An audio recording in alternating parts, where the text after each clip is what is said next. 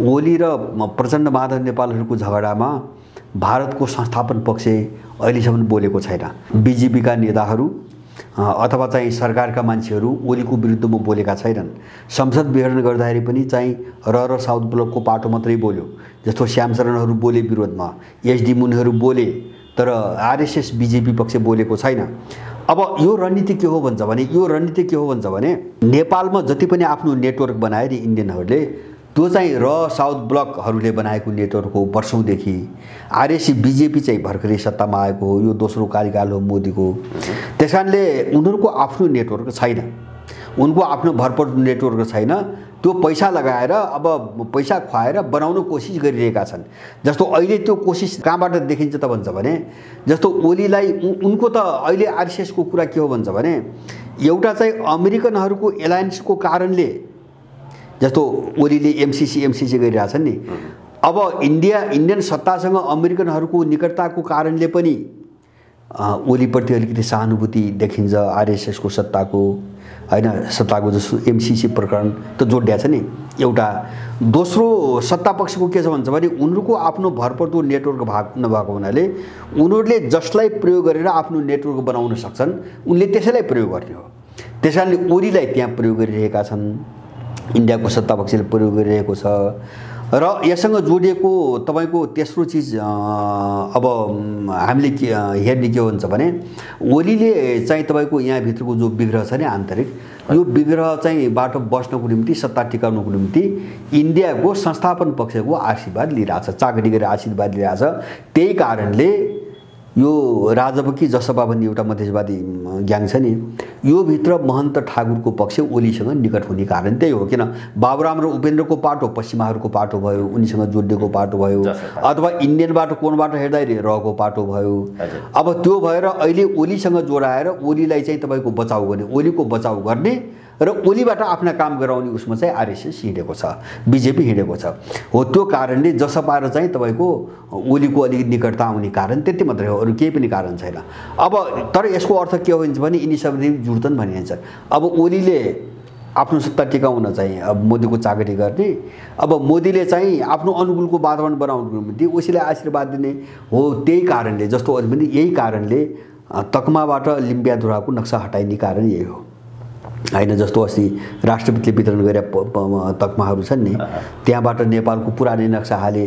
किन मोदीको चाकरी सत्ता जोगाउन मोदीको चाकरी अहिले त मोदीले त आशीर्वाद दिइरहेछ नि ओलीलाई हैन, आफ्नो फाइदाको निम्ति। त्यसकारणले मोदीको दलाली गरेको त्यो हैन। अनि त्योभन्दा अगाडि पनि के गरे भन्छ भने, जस्तो चीनसँग अलिकति यिनको जस्तो चाहिँ काश्मीरमा चाहिँ एकदम द्वन्द्व बढ्यो, मुठभेड भयो। ठ्याक्कै त्यो मुठभेडमा चाहिँ अमेरिकनहरूले के गराइदियो ओलीलाई भन्छ भने, इन्डियासँग सम्बन्ध नर्मल बनाऊ हैन, नचर्क्यो, यो नसाको कुरो नचर्काऊ, यसलाई मत्थर पारेर इन्डियनलाई अलिकति खुसी पार मोदीहरूलाई भनेपछि यिनले के गरे, पुस्तकमा छापिरहेको नक्सा रोकेनन्। 500 प्रति छापेको किताब, स्कुल चाहिँ पढाउने किताब तपाईँको रोके नि त, त्यो नक्सा छाप्न बन्द गरे। त्यो त अस्ति भर्खरै केही महिना अगाडि त हामीले हेऱ्यौँ नि त हैन, पुस्तकमा छाप्न प्रकाशित गर्न बन्द गरे। अब राष्ट्रपतिबाट बाँड्ने पदकमा त्यो नक्सा राखेन भनेपछि यिनी राष्ट्रवादी, यिनी देशभक्त, यस्ता चुत्था दलालहरू हैन। भनेपछि यो के हुन्छ भने, मैले भने नि यिनको सार एउटै हो कि आफ्नो चाहिँ स्तर र औकातलाई ढाकछुप गर्ने र मान्छेलाई बढाल्नको निम्ति कुन बेला के कुरा उछाल्ने। जस्तो वरिपरिका झोलेहरू, अब उनबाट अलिकति खाएका मान्छेहरू, उनले पालेका मान्छे अथवा उनको आडमा चाहिँ लुटिरहेका मान्छेहरू हैन, त्यसले त धरहरा उद्घाटन गर्यो भने वाह वाह ओलीको चाहिँ देशभक्ति भन्छन् हैन। एउटा बाटो चाहिँ तपाईँको गर्यो भने देशभक्ति भन्छन्। उनले एजेन्डामा किन त्यही भन्नको निम्ति यस्ता गरिन्छ। मैले भने नि, हिजो चाहिँ तकमामा त्यो नक्सा कटाएर चाहिँ वितरण गर्ने हैन निकृष्ट मान्छेहरू, त्यो स्तरका मान्छेहरू अब अहिले आएर चाहिँ राम र सीताको चाहिँ तपाईँको ठोरीमा गर्ने नाटक देखाउने।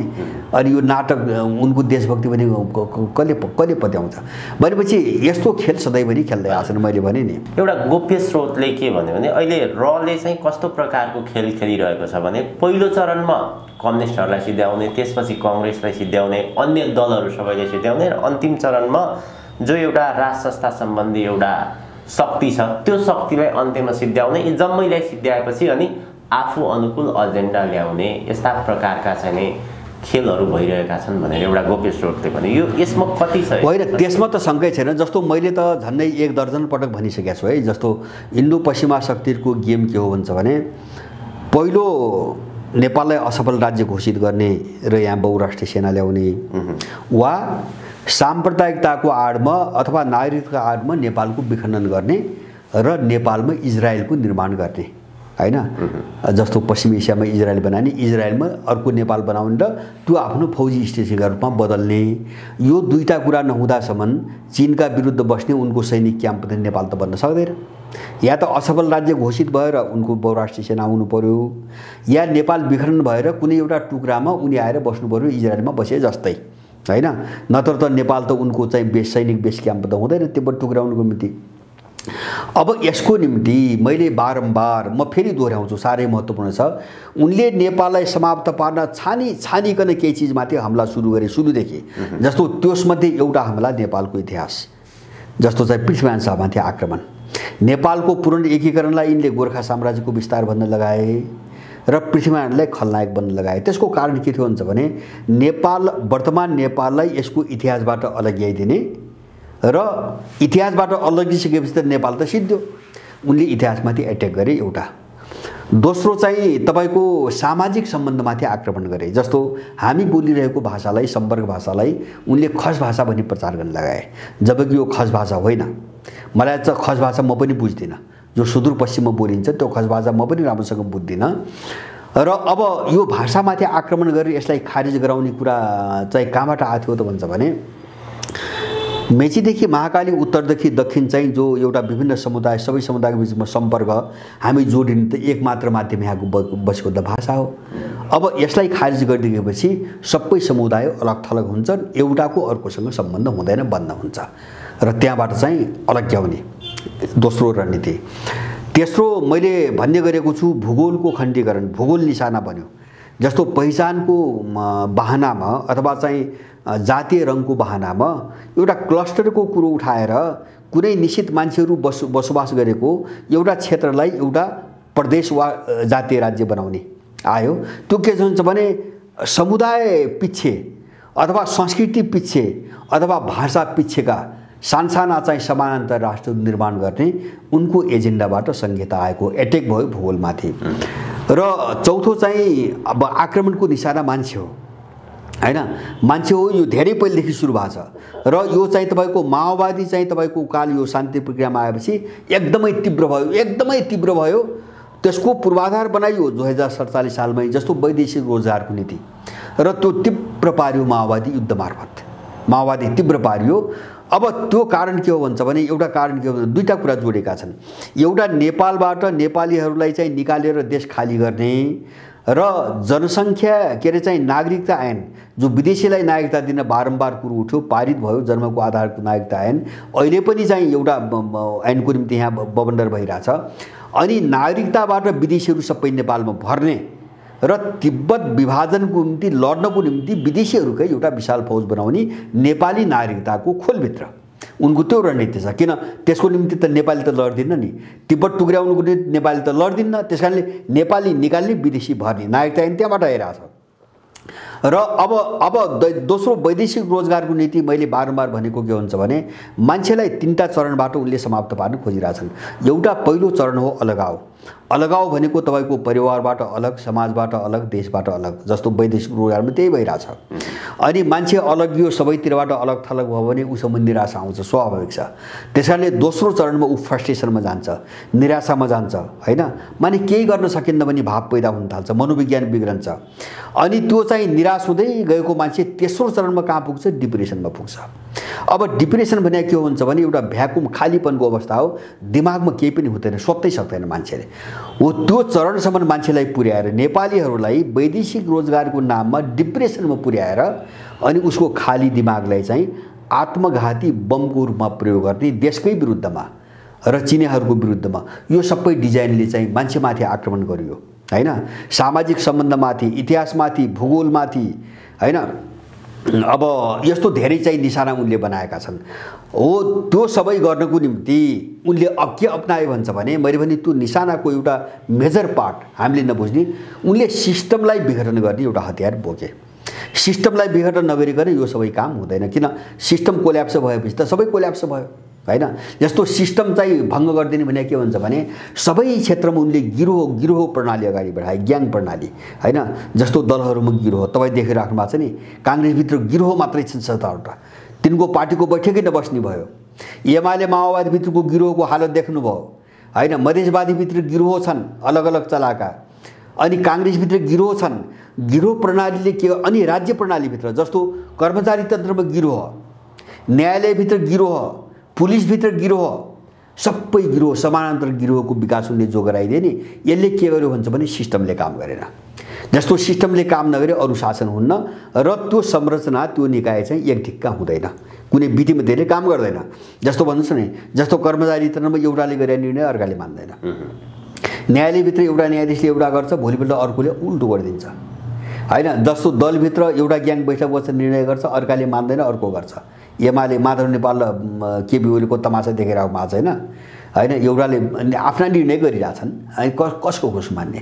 काङ्ग्रेसभित्र देउबाले गरे आफ्नै निर्णय गरिरहेछ, रामचन्द्रले मान्दैन भन्छ, चले हो। यो सिस्टम भङ्ग गरे उनले। सिस्टम भङ्ग गरे के हुन्छ भने अब राज्य ढल्छ, राज्य कोल्याप्स। उनको रणनीति त्यहाँ हो लाग्ने, विभाजन गर्ने, पहिले चाहिँ ग्याङ बनाउने, गिरोहहरूको चाहिँ निर्माण गर्ने, अनि त्यसबाट सिस्टम तोड्ने, छिन्नभिन्न पार्दैन, सिस्टम तोड्ने। त्यसकारणले तपाईँले अघि नै भनेको एक्ज्याक्टली के हो भन्छ भने दल राज्य प्रणालीका सबै अङ्गरी निकायहरू सबैलाई टुक्रा टुक्रा बनाएर कोल्याप्स गर्ने र सबैको अन्त्य गरिदिने हो। यो यति काम नगरिकन उनीहरू आउने कसरी, मैले त सुरुमै भने नि हैन। जस्तो असफल राज्यको घोषणा गर्ने कसरी यति नगरिकन हैन। जस्तो अनि चाहिँ तपाईँको के अरे चाहिँ तपाईँको नेपाललाई विखण्डन गर्ने कसरी यति नगरिकन, त्यसको निम्ति त सबैलाई सिद्ध्याउनु पर्यो। सबैलाई सिद्ध्याउनुको निम्ति पहिले यिनीहरूभित्र काम गर्ने सिस्टम सिद्ध्याउनु पर्यो। यो धेरै पहिलेदेखि हुँदै आएको छ र यो तीव्र रूपमा अगाडि बढेको छ, तीव्र रूपमा हो। मैले त्यही भएर भने नि, मैले अघि नै सुरु भने उनीहरूले आफ्नो समीकरण खोजिरहेछन् नयाँ भने, मैले त्यो भनेको यिनी सबैलाई टुक्राउने कुरा हो, छिन्नभिन्न पार्टी कुरा हो। यिनी छिन्नभिन्न भएपछि देश छिन्नभिन्न हुन्छ, नेपाल छिन्नभिन्न हुन्छ, सिस्टम राज्य प्रणाली छिन्नभिन्न हुन्छ। त्यसपछि अब यहाँ प्रतिरोध गर्ने अथवा नियम कानुन विधि विधान कुनै पनि चिजले काम नगर्ने भएपछि अब उनीहरू आउने बाटो खुल्यो। किन प्रतिरोध हुँदैन, प्रतिरोध गर्ने चिज त केही पनि बाँकी रहेन। अब उनी आउने बाटो खुल्यो। त्यो मिसनमा विदेशीहरू छन् र त्यो उनको सोच त्यही नै हो। त्यस कारणले अब यिनी यहाँ जो छन् नि दलाल हैन, यिनता 4वटा कनिका दिएर चाहिँ काम गराएका दलाल मात्रै हुन्, उनका छोराछोरी होइनन् हैन। यिनले पनि बुझ्नुपर्ने कुरा उनका छोराछोरी पनि होइनन् हैन। यिनीप्रति उनको माया पनि छैन, प्रयोग गरे हो। यिनका एजेन्डा पनि प्रयोगै हुन् हैन। जस्तो हामीले देख्छौँ नि त, अब यिनको संविधान पनि प्रयोग हो, त्यसबाट काम हुन सकेन भने यसलाई पनि उल्टाइदिन्छन्। यिनले गराउने एकता पनि प्रयोग हो, त्यसबाट भएन भने टुक्राइदिन्छन्। अब यिनका एजेन्डा पनि चाहिँ प्रयोगै हुन्, यिनी एजेन्डाबाट काम भएन भने एजेन्डा उल्टाइन्छन्। त विदेशको मिसन सधैँभरि यस्तै हुन्छ हैन। जस्तो अमेरिकाले बिन लादेन उठायो, आफै मार्यो, सद्दामलाई चाहिँ कुगराएर सत्तामा ल्यायो, इरानसँग लडायो, आफै मार्यो हैन। अफगानिस्तानमा चाहिँ तपाईँको के अरे चाहिँ तालिबान पनि यसरी बनाएको। के अरे चाहिँ बाबरा करमाल, पछि चाहिँ नजिबुल्लाह थिए पछिल्लो कालमा सोभियत समर्थक, उसको विरुद्धमा चाहिँ तपाईँको मुजाहिदिनहरू उठायो, तालिबान जन्मायो। तालिबान त भर्खरै त्यस धेरै पछि जन्मेको हो। अनि चाहिँ तपाईँको उनीहरू सत्तामा आए, अनि चाहिँ मुजाहिद्दिन सत्तामा आए सोभियत सङ्घको सत्ताको विरुद्धमा। अनि मुजाहिद्दिनका विरुद्धमा चाहिँ तिनलाई चाहिँ फेरि स्थिर हुन नदिन तालिबान जन्मायो। तालिबानले 4 वर्षमा कब्जा गर्यो, जन्मेको 4 वर्षमा कब्जा गर्यो अमेरिकन सहयोगमा। अनि तालिबान आइसकेपछि फेरि त्यसका विरुद्धमा चाहिँ आफै लाग्यो भने स्थिरता यिनले कहीँबाट पनि हुन दिन्नन्। किन यिनको आफ्नो हुँदैनन्, सबै प्रयोग गरेका दलाल हुन्छन्, आफ्नो हुँदैनन्। नेपालमा पनि अब यथार्थ त्यही हो। त्यसकारणले मैले देखेको अब यो नीतिलाई रोक्ने, इन्कार गर्न सक्ने हैसियत, औकात र अब त्यो चाहिँ स्थिति यिनको होइन। किन यिनी सबै बिकेका, खाएका र उनबाट पालेका अपराधी भएको हुनाले अब यिनीहरूले नाइनास्ती गर्न सक्ने सम्भावना छैन हैन। जस्तो केपीले जति कुरा गरे पनि लिम्बियाथोरा नक्सा त फाल्नु पर्यो नि त, तख्ता बाँड्दाखेरि हैन। पुस्तकमा छापिल्ला चाहिँ नक्सा त रोक्नै नि पर्यो नि त हैन। दलालको नीति त त्यो हो, किन यहाँसम्म ल्याइदिएको त उनले हो। त्यो हो। यो कुरा बुझिकन हामी यो जो वैश्विक चाहिँ ध्रुवीकरण छ नि, एउटा मल्टिपोलराइजेसन, बहुध्रुवीकरण जो देखेर अब यसको लयसँग तपाईँको जोडिएर अब हामी तीव्र रूपमा अगाडि बढ्न सक्यौँ भने यिनीहरू सम्हालिन गाह्रो छ। किन भन्छ लामो समयको अन्तर्राष्ट्रिय खेलको एउटा निर्णायक मोडमा आयो, निर्णायक उत्कर्ष हो। एक्ज्याक्टली होइन, उत्कर्ष हो भने हामीले एउटा कुराबाट बुझ्नुपर्छ। जस्तै मैले भने नि, ग्लोबल परिस्थितिको कुरा गर्दाखेरि अमेरिकनहरूको जो स्खलन हामी देखिरहेछौँ नि होइन, जस्तो उत्तर कोरिया 2 पटक ट्रम्प आए होइन, टेरेनन होइन, साउथ चाइना सी, ताइवानलाई उचाल्छन्, जापानलाई उचाल्छन्, केही लाग्दैन। अहिले युक्रेनलाई चाहिँ प्रयोग गर्न खोजे, केही पनि लाग्दैन। अनि त्यहाँ पनि उनी कति कमजोर भइसकेका छन् अमेरिकनहरू भन्ने कुरो त हामी एउटै कुरा मैले बारम्बार भनेको, एमसिसी जब यिनको संसदबाट पारित हुन नसक्ने अवस्था सिर्जना भयो भने ग्लोबल राजनीतिमा अमेरिका एउटा कागजी बाघको रूपमा परिणत भइसकेको छ होइन। बाहिरको भारी भरकम संरचना छ हिजोको, तर भित्र त्यो कागजी बाघमा परिणत भइसकेको छ, त्यो खोक्रो भइसकेको छ। त्यसकारणले गर्दाखेरि हो मैले यो समग्र परिस्थितिलाई हेरिकन मैले भनेको अब त्यसले पालेका चाहिँ यिनी अपराधीहरूको केही पनि लाग्दैन। खालि यो चाहिँ तपाईँको छिन्न भिन्न भएर विसर्जन हुन्छ नि, अवशेषहरू सबै मेटिने र एउटा नयाँको निर्माणको एउटा प्रक्रियाको निम्ति टाइम लाग्ने हो। मैले त्यसैलाई सङ्क्रमणकाल भनेको हो। त्यो बढी अलिकति झन् अन्यलग्रस्त देखिन्छ, बढी धमिलो हुन्छ, तर त्यो धमिलो सँगसँगै एउटा उज्यालो पाटो पनि आउँछ। अब नेपाल त्यो कोर्समा त्यो प्रक्रियामा अगाडि बढिसक्यो। रसियनहरू उनमाथि एकदम भारी शक्तिको रूपमा देखा परिसके। उनलाई ठेक्न एउटा देशलाई सिङ्गो नेटोभित्र आबद्ध 30 देशले ठेक्न नसक्ने परिस्थिति पैदा भयो आज। त्यसमा पनि नेटोभित्र विभाजन भयो होइन। टर्की उनको विरुद्धमा छ, जर्मनी त्यो ग्यास पाइपलाइनको कारणले उनकै विरुद्धमा उभिनुपर्ने परिस्थिति आइसक्यो।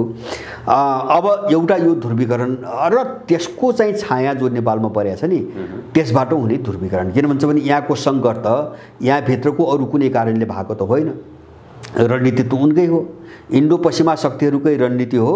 अनि नेपाललाई यहाँसम्म ल्याउनुको निम्ति यिनले दरबार हत्याकाण्ड, दासढुङ्गा हत्याकाण्डदेखि लिएर 10 वर्षीय युद्ध, 12 समझदारी, धेरै चिज गरेका छ।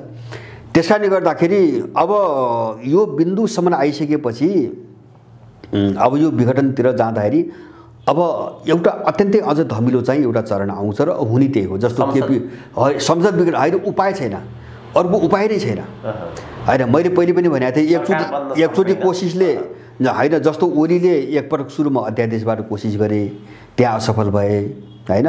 दोस्रो पटक संसद विघटन गरे र त्यो विघटन पनि अब कुनै कसैको ताकतले अथवा केही चिजले पुनर्स्थापित भएको होइन, मलाई त्यस्तो पनि लाग्दैन। तर खेललाई अलिकति सहज बनाउनुको निम्ति पुनर्स्थापना गरियो। त्यो पुनर्स्थापना के हो भन्छ भने विघटनकैसँग जोडिएको कडी हो त्यो होइन। त्यो पुनर्स्थापनाको अदालतको निर्णय पनि त्यो अब अर्को चाहिँ विघटनको कदमसँगै जोडिएको कडी हो। त्यसैले संसद विघटनको चाहिँ विकल्प उनीसँग छैन होइन। उनको ग्याङ, उनलाई परिचालन गर्ने विदेशीहरूको चाहिँ तपाईँको मिसन अगाडि बढाउने हो भने संसद विघटनको चाहिँ विकल्प छैन। किन भन्छ भने मैले अघि नै पनि तपाईँसँग भने दलहरू गत्यावरोध भए होइन, बाधा भए, सबैको निम्ति निकास ननिस्किने भयो। दलहरू भएपछि राज्य प्रणाली पनि त्यही हुने भयो होइन। अब सबैतिर गत्यावरोध, सबैतिर अब्स्ट्याकल भन्छन् नि, अवरोध र बाधाहरू मात्रै भएपछि त्यो निकास फुकाउनकै निम्ति चाहिँ तपाईँको संसद विघटन गरेको हो होइन। जस्तो चाहिँ यिनीहरूलाई जोडाइयो नि त अघिल्लो चुनावको बेला एमाले र माओवादीलाई जोडाइयो नि होइन। त्यो त के हो भन्छ भने एक्लै लडाउँदा, चुनाव लडाउँदाखेरि पनि त्यो सरकारमा बहुमत बन्दैन र एमसिसीको निकास खुल्दैन। त्यो कारणले जोडाइया हो। मुद्दा अरू पनि थिए, त्यो त एमसिसीलाई संसदबाट पारित गर्नुको निम्ति जोडाइया हो होइन। सकेसम्म 2/3बाट पारित गर्नुको निम्ति। अब त्यही 2/3 नबनेपछि, 2/3को सम्भावना नदेखेपछि उनले संविधानलाई मिचेर प्राकृतिक स्रोत साधनको बाँडफाँडो उपयोगको एउटा प्रावधान चाहिँ संसदको 2/3ले पारित गर्नुपर्छ भनेर संविधानमा लेखिएको छ। त्यसलाई उल्लङ्घन गरेर ओलीको क्याबिनेटले, मन्त्री परिषदले एमसिसीको हकमा 2/3को प्रावधानमा जानु पर्दैन, सामान्य बहुमतले गरे हुन्छ भनेर नियमावली बनाएको छ 75 सालमा होइन। यति तल गिरेर, यति निज भएर यिनीहरूले चाहिँ क्याबिनेटबाट निर्णय गरेका छन् एमसिसी पारित गर्नुको निम्ति, तर भएन। के कारणले भएन भन्छ भने अन्तर्राष्ट्रिय पोलराइजेसनको कारणले भएन। अब त्यो प्रक्रिया नेपालमा पनि चाहिँ अगाडि बढिरहेछ पहिलेदेखि हैन, त्यसको छायाको रूपमा बढिरहेछ। यहाँ पनि हुने त्यही ध्रुवीकरण हो। जस्तो अन्तर्राष्ट्रिय ध्रुवीकरणमा जब इन्डो पश्चिमा शक्तिहरूको यो दुर्दशा छ, मैले भने नि उनको बिचमा विभाजन सुरु भएको छ, विखण्डन सुरु भएको छ, नेटो भित्रकै चाहिँ टर्की अर्कोतिर छ, चाहिँ जर्मनी अर्कोतिर जाँदैछ, बाँकी देश अर्कोतिर जाँदैछन्, त्यो इम्प्याक्ट त नेपालभित्र पनि पर्ने नै भयो। त्यसकारणले यिनको विघटन हो। त्यसकारण मैले भने एउटा चरण धमिलो आउँछ, त्यसपछि यिनीहरूको टोटल विसर्जन हो। तर अब देश कहाँ जाँदैन त भन्छ भने, देश अब कहाँ जाँदैन भन्छ भने हिजो जस्तै तपाईको सर्लक्क सहज ढङ्गले सामान्य अवस्थामा हैन, एउटा दलको सट्टा अर्को दल, एउटा पात्रको सट्टा अर्को पात्र, अनि उनले चाहिँ तपाईको शासन सत्ता चलाइहाल्ने, अगाडि चाहिँ बढिहाल्ने जो एउटा चाहिँ गोलचक्कर थियो नि, त्यो गोलचक्करमा देश चाहिँ अब चाहिँ फस्दैन। त्यो फस्ने सम्भावना मैले देख्दैन एउटा परिस्थितिको कारणले। अब यही बिचमा नयाँ शक्तिहरूको उदय तीव्र भएको छ, तीव्र हैन, प्रवृत्तिको रूपमा पहलको रूपमा भएको छ।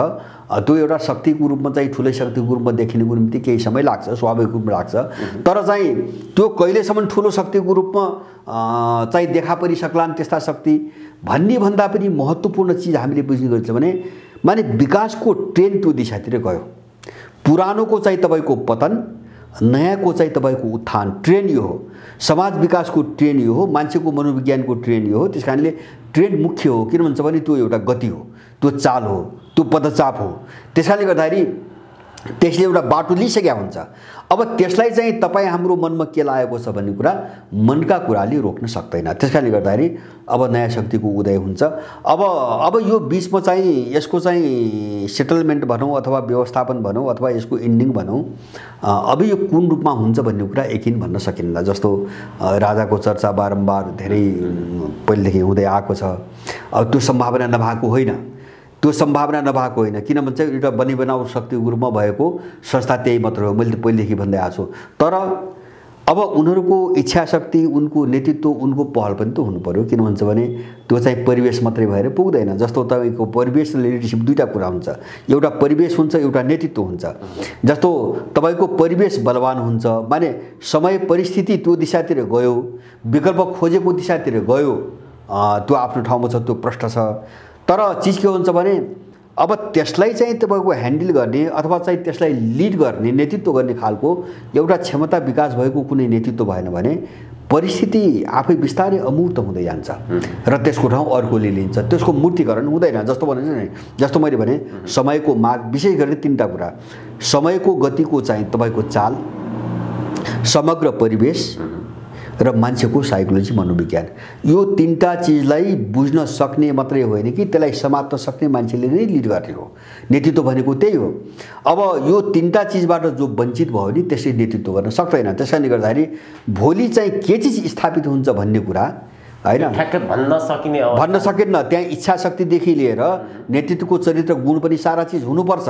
माने परिस्थितिले चाहिँ विकल्प केही दिएको छ, जस्तो तत्कालको परिवेशजन्य विकल्प, परिस्थितिले बनाएको विकल्प, जस्तो एउटा राजसंस्था एउटा विकल्प हो, बनी बनाउँछ, परिस्थितिले माग गरिरहेछ हैन। अरू नयाँ शक्तिहरू चाहिँ उदय भइरहेछ, तर अब उनीहरू नेतृत्वमा आउन सक्ने कि नसक्ने भन्ने कुरा त उनको पहल र योग्यताले नै निर्धारण गर्ने कुरा हो। त्यो भएन भने त त्यो चाहिँ आफसे आप परिस्थितिले ल्याइदिनु त होइन बोकेर। त्यसैले गर्दाखेरि आत्मगत र वस्तुगत जो दुईटा पाटो हुन्छ नि, यो दुईटा पाटोमा सन्तुलन भयो भने यसले चाहिँ छिट्टै निकास पनि पाउँछ, अलिकति सापेक्ष निकास छिट्टै पाउँछ। अब यो चाहिँ भनेको समयमा भएन भने यो एउटा सङ्क्रमणको यो अन्तिम चरण जो हो नि, एउटा बढी कष्टदायक, बढी पीडादायक र अलिकति क्षति गर्ने खालको पनि हुनसक्छ। क्षति गर्ने खालको हुनसक्छ। त्यो बिचमा द्वन्द्वहरू हुन सक्छन्, हिंसाहरू हुन सक्छन्, मान्छेहरू मर्न सक्छन्। किन कोसिस त सबै पक्षले आफ्नो तर्फबाट त गर्ने नै भए, अन्तिम शक्ति त लगाउने नै भए। तर म ढुक्क भएर चाहिँ मैले भन्न सक्ने कुरो के हो भन्छ भने यिनीहरूको पराजय हुन्छ। अब यिनीहरू एउटा शक्तिको रूपमा चाहिँ यिनको पुनरोदय हुने र यिनले चाहिँ देश हाँक्ने सम्भावना बिल्कुल अन्त्य भएको मैले देख्छु। त्यसकारणले यिनको यो यिनीभित्रको जो टुटफुट विग्रह चाहिँ मार्काट छ नि, यसको पनि अब चाहिँ समाधान छैन भन्ने चाहिँ कुरामा म स्पष्ट छु।